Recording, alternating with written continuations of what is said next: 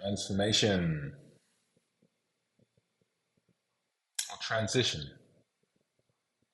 moving from one state to another. There is a rough guide that once every 7 years, or every 7 years in our lives, we evolve. And we can imagine that, well, it kind of makes sense. We fit this into our own lives, or you can try it on in your own life. 0 to 7, we're dependent on our parents. From a very young age, we're just starfish, just lie there. Need to be picked up, need to be fed, we're moved around. We do what we're told. 7 to 14, we begin to form a sense of self. Those preteen years. 14 to 21, we're really establishing an identity and we're sitting into it. 21 to 28, we're in the workplace, becoming productive. We may not have known it, but we've jumped on the conveyor belt. It started a long time ago.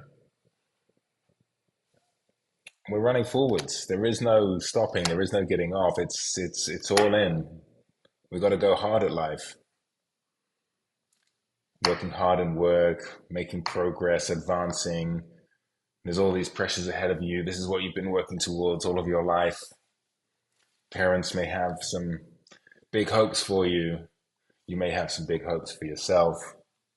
And it's go get, go get. At the same time, you've got to carve out time to be social, to have fun, find a partner, or not, but just have fun. And we run, we run, we run, and we might not really know the direction we're heading in.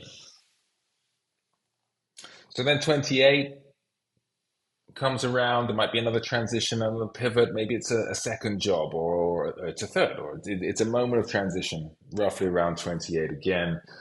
And we pivot, time to start getting serious. And then into the 30s, the idea, on the whole, I suppose we're settling down a little bit. 35, we're in the thick of it. This is, we've consolidated all of that learning. We are now reaching some form of success or some peak. We haven't, the pressure's on and we feel it. I hear that a lot from people around me, the pressure. Is it to settle down? Is it to get married? Is it to have children? There are goals that we should have been meeting at this stage in life. At 42, the pressure's got real. Maybe success has been had. Maybe the success is not what we expected or what we wanted. And maybe the success doesn't actually make us happy.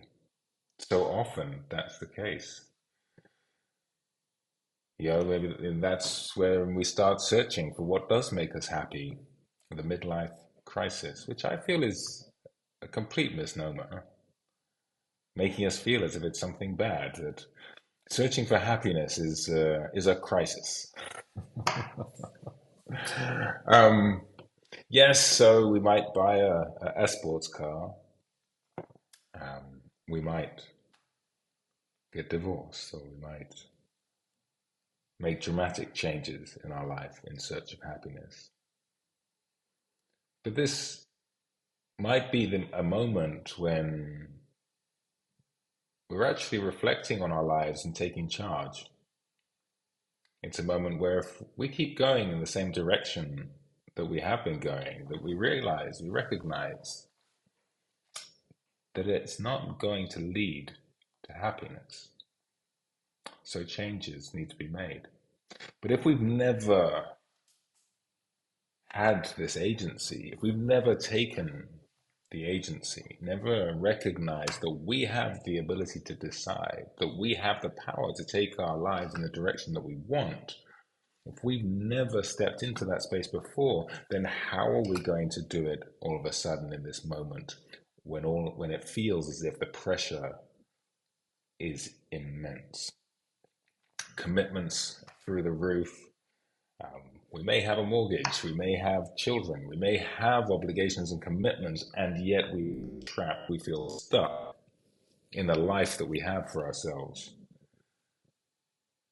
desperately want to change. We want freedom, but we don't have the tools to do that. So how do we go about it? Wow. I got help. I got support. I can only tell you what I did.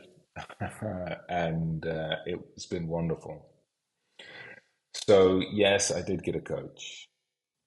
I also lent on communities of men who are looking to make themselves better, to better themselves, to evolve, to grow into being better men, in understanding what it means to be a man, taking responsibility for themselves. So that work I did with the Mankind Project. Um, then there's the Celebration of Being, which was incredible for me as well. Noble Man, um, which is for men looking to heal wounds with the feminine. And it's this constant exploration of self, this understanding that we are not a finished product, that we grow and we change. And in that there is so much hope. Knowing that nothing is fixed, knowing that everything will change, everything must change because it's impossible for anything to stay the same, that creates incredible hope. And it gives me great joy in so many ways. One, for myself, I know I can continue to evolve and get better, and I will continue to evolve for the rest of my life because that is the only path there is for me. I want to keep getting better at being me. I just want to keep getting better. But it also provides great hope for others. There are so many tropes in our language that are really unhelpful. You know, a leopard can't change its spots. It's like, where did that come from? Everything changes all the time. So if we believe a trope like that, that a leopard can't change its spots, then what hope is there for ourselves? Because none of us are perfect. I know that. But if we believe that we can change, that we can evolve, that we can grow, that we can steer our lives in a different direction or in a positive direction, a more positive direction, that we can become better, then there's hope. And immediately behind that hope, there's also compassion. Compassion for myself. I know I'm working on myself. So that pressure towards me of having to be perfect in every moment of every day is lifted. I can be and I can learn, I can reflect on how I'm showing up. And yeah, I can learn from it and be better next time. It also allows me to be compassionate towards others. Everybody's got their stuff going on. Everybody has their difficulties.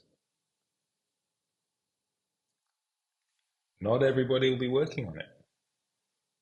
Not everybody wants to.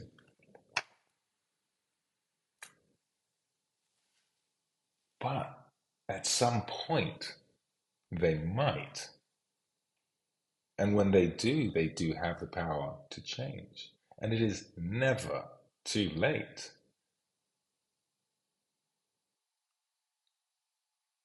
So that the power of hope brings compassion for self, others. It creates a window, a doorway, a road full of opportunity. And I'm excited about people who want to make their lives better. Because as we make our own lives better, we make the lives of everybody around us better.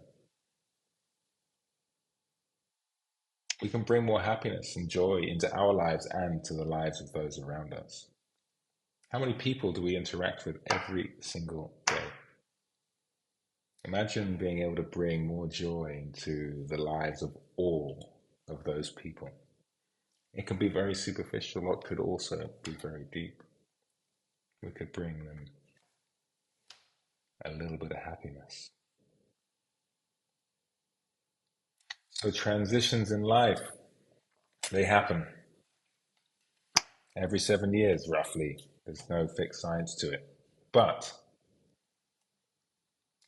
at any point, we can learn to transform. We can learn to guide our transition, our transformation. It just tends to be in these 7 year blocks, more or less, when we have the opportunity to reflect in these transition moments in our lives, when we are forced to look at ourselves because we're making a big change, that we're given effectively the opportunity to look at something. I love the analogy of treating ourselves perhaps like an elderly relative at the bar in a pub, arm round the shoulder. Do you want to look at this now? Do you want? Should we go? Are we going to go for a walk? Oh, not just yet. Or should we have one more drink? We might just stay and just have another drink and just keep going. Or we may go for that walk. We can take that walk. We can take that path at any time. When we take responsibility for our lives, we have great power, tapping into who we really are, understanding ourselves. And understanding ourselves helps us understand others, helps us connect better with others.